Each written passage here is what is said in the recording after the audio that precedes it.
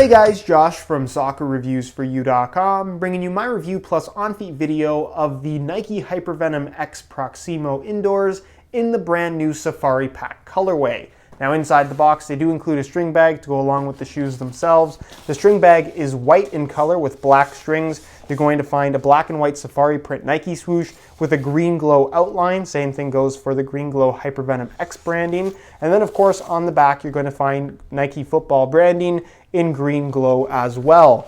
Other than that, all you're going to find inside the box, as you guys can see, are the shoes themselves. So we'll get these guys out of the box really quickly and we'll take a closer look at what is a really unique and really cool looking colorway of the HypervenomX Proximo as part of the Safari Pack, showing off Nike's iconic Safari print in black and white on this particular shoe. So in today's video, we are of course going to take a closer look at the colorway itself. We're going to talk performance, tech specs, take a look at the weight of the shoe, as well as take a look at how these things fit and feel on feet. So if you're interested in learning more about this particular colorway of the HypervenomX Proximo indoors, please stick around, watch the entire video. If you're interested in a pair of these for yourself, be sure to check out the review page on my website. That'll be the very first link down below in the description of this video. On that page, you'll find Buy It Now links with exclusive SR4U coupon codes where you'll be able to pick these guys up below their normal $150 retail price. So again, if you're interested in a pair, first link down below, go ahead and check it out.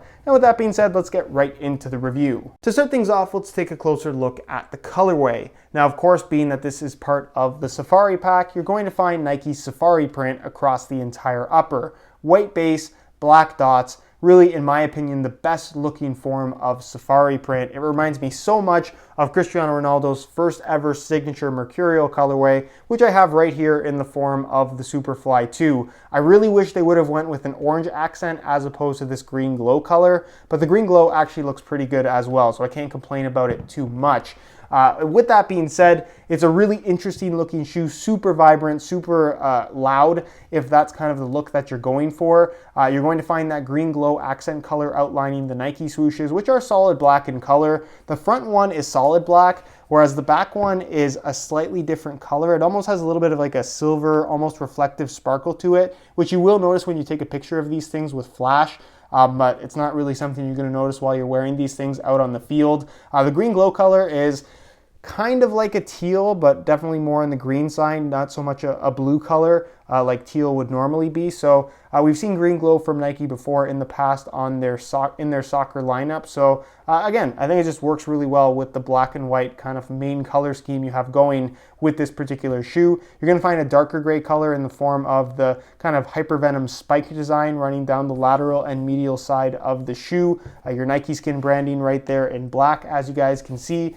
Black laces, black center part, which is of course made from Flyknit, and then the collar is pretty much solid black as well, with the mid layer being that green glow color. Same thing goes across the top of the foot. When it stretches out, it reveals that mid layer in green glow, which is kind of a cool little accent. Other than that, the midsole is solid black in color. That would have been cool if they did some white paint speckling, but I guess you can't have everything on one single colorway. And then the outsole, being that this is the indoor variation, is solid white in color with a green glow Nike swoosh at the heel. So overall, really good looking shoe, super unique. Let me know your opinions on it down below in the comment section. I really like how these look, but let me know what you guys think. With that being said, let's move on next to the tech specs so we can learn a little bit more about the overall performance. As far as performance is concerned, essentially what you're getting with the HypervenomX Proximo is an indoor or turf variation of the Hypervenom Phantom 2. It's the same upper, the same collar. The only thing that of course is different is you don't have a sole plate. Instead you have a midsole and an outsole that of course is going to be tailored for an indoor or turf type playing surface. Now with the upper, it is of course the Nike Skin 2.0, if you will, not the same Nike Skin we saw on the original Phantom. It's a fairly firm material, so if you're looking for softness, you're not necessarily going to get that from this type of synthetic, although it will become more flexible once broken in, so keep that in mind. It's reinforced with flywire cables that you can't really see on this particular colorway. It hides a lot of the texturing and different support elements that are incorporated on the actual Hypervenom upper, but I can assure you they are all still there. It's the same upper as a standard Phantom 2, just with this cool safari print graphic on top. So again, when you pull the laces tight and your foot's inside this shoe, it locks everything in place really, really nicely. Definitely the most responsive indoor shoe money can buy at the moment, and one of the most responsive shoes in general, whether it's the HypervenomX Proximo or the Hypervenom Phantom 2, and really the Hypervenom Finish as well. This new material they have for the upper, while it's not the softest, while it's not the most comfortable, depending on what your preferences are, if you want a really nice lockdown sensation, this does it better than pretty much anything else out there at the moment. As far as the finish on the upper is concerned, it's relatively smooth. There's really no extra grip to be had here. You are going to find a small layer of kind of sandpaper gritty texturing going around the forefoot and toe box area, right where the upper meets the actual outsole. That's there as kind of a reinforcement layer, being that it's going to be a high wear zone on the upper, but you can see you also have this large rubber lip as well as nylon stitching. So sole separation is not something you should be too concerned about with this particular shoe. They should hold up really, really well. It does feature an off-center lacing system, as you guys can see. No actual tongue. Instead, the tongue is made from an elasticated Flyknit material that basically is just attached here and here on the inside of the shoe. As far as the actual collar is concerned, this is a mid-cut design, so it does have this mid-cut collar, which unlike what a lot of people think, doesn't actually have any performance benefit. It's there to provide a certain look as well as a certain feel. This collar, once you get used to it, kind of gives you the sensation of the shoe being part of you. It kind of flows from your leg onto your foot as opposed to something being strapped to your foot, and it just feels different in general. Again, it's not better or worse. There's no performance advantage. There's minimal amounts of extra protection just because it's a little layer of material. No structure to this though, so ankle support is not something that you get from this particular shoe. Again, it's there just to provide a certain type of feel and a certain type of look that some people love, some people don't like so much. It really is, again, a matter of preference. You have an internal plastic heel counter. On the inside of the shoe, there is an internal synthetic leather liner with minimal amounts of padding. That's probably the most complained about aspect of all the mid-cut models from Nike, is the heel does feel a little bit stiff at first, but stick around for the on-feet portion of the video and I'll explain kind of the best way to break these things in if you want to avoid blisters and discomfort in general. As far as the insole is concerned, it is fully removable. I'll give you guys a quick look at that. It features a mesh liner on top, and it's made from this padded kind of ortholite material. Really nice insole, pretty much the same thing you're going to find on the actual Hypervenom Phantom 2 as well. And then moving on to the outsole, you're going to find a Phylon midsole. I meant to say midsole instead of outsole, but I said outsole anyways. We have a Phylon midsole that is kind of a medium thickness. And what I mean by that is when compared to the Mercurial X and Magista X Proximo, the Mercurial X is going to have a thinner midsole and the Magista X is going to have a thicker midsole. So this is kind of the middle ground in terms of actual underfoot cushioning. It's low to the ground, but it's not so low to the ground that you don't have any underfoot padding. This has a decent amount of padding from heel to toe. Again, it's not as close to the ground as the Mercurial X Mercurial X Proximo would provide, but again, it's really a matter of personal preference. If you kind of want that in-between sensation of low profile feel and decent underfoot cushioning, that's kind of what this shoe provides. It's also quite flexible because there's really no plastic in the construction of this outsole.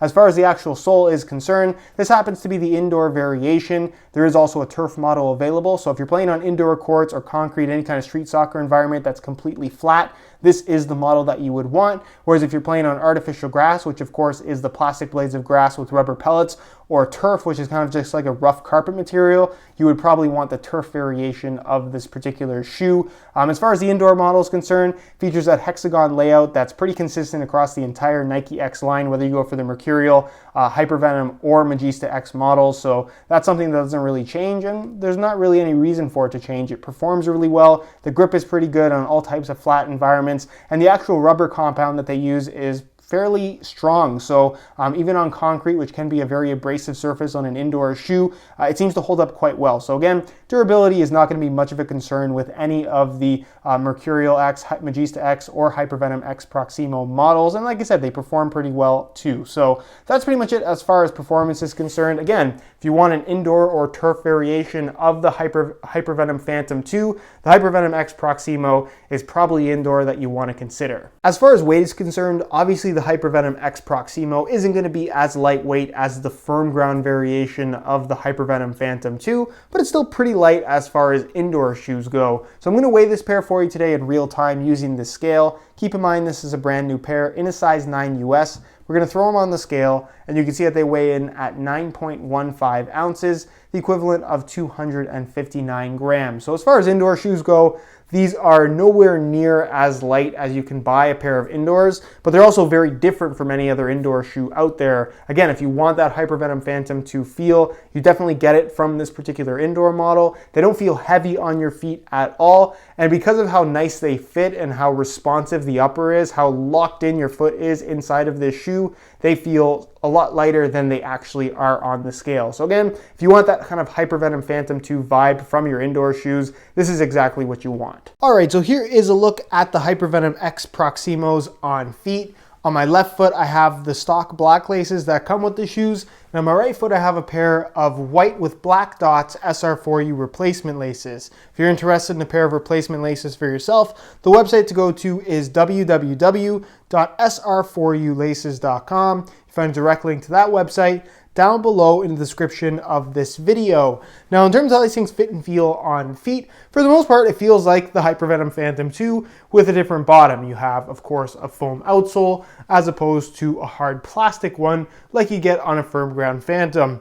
Now, in regards to the upper, it's pretty much the same thing. So it does have a firmer feel on your foot. It definitely doesn't have any kind of a soft sensation, and it never will feel soft, but it will become more flexible over time. Not to say that they feel overly stiff on your feet, but like I said, it definitely doesn't have that padded feel. So if that's what you're looking for, this probably isn't the best option for you. When you pull the laces tight though, the locked-in sensation that this shoe provides is unlike anything else out there right now. So if you're looking for that tight one-to-one, very responsive feel from your shoes, that's exactly what these things have on offer. As far as the heel fit is concerned, it's a mid-cut model from Nike, so if you haven't worn any of their mid-cut shoes, they'll feel a little bit strange at first. So just keep in mind that during the break-in process, it's really important to keep things nice and slow. Light training sessions, walk around with them on your feet in your house.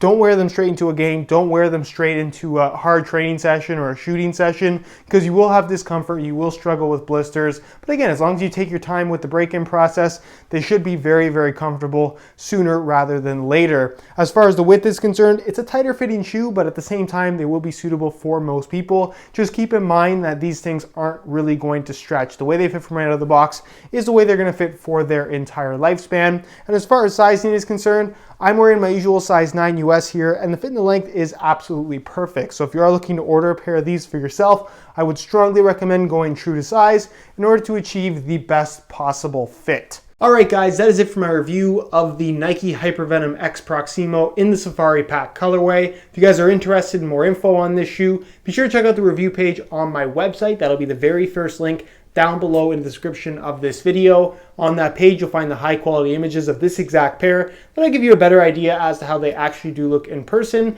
as well as buy it now links with exclusive SR4U coupon codes where you'll be able to pick these guys up below their normal $150 retail price. So again, if you're interested in a pair, first link down below, go ahead and check it out. If you have any questions at all regarding the HypervenomX Proximo, leave them down below in the comments and I definitely will get an answer out to you. If you enjoyed today's video, found it helpful and informative, be sure to support it with a like. Subscribe if you haven't already for daily videos on all the latest and greatest soccer gear. All my social media information is linked in the description as well. And other than that, guys, hope you enjoyed today's video. And as always, thanks for watching.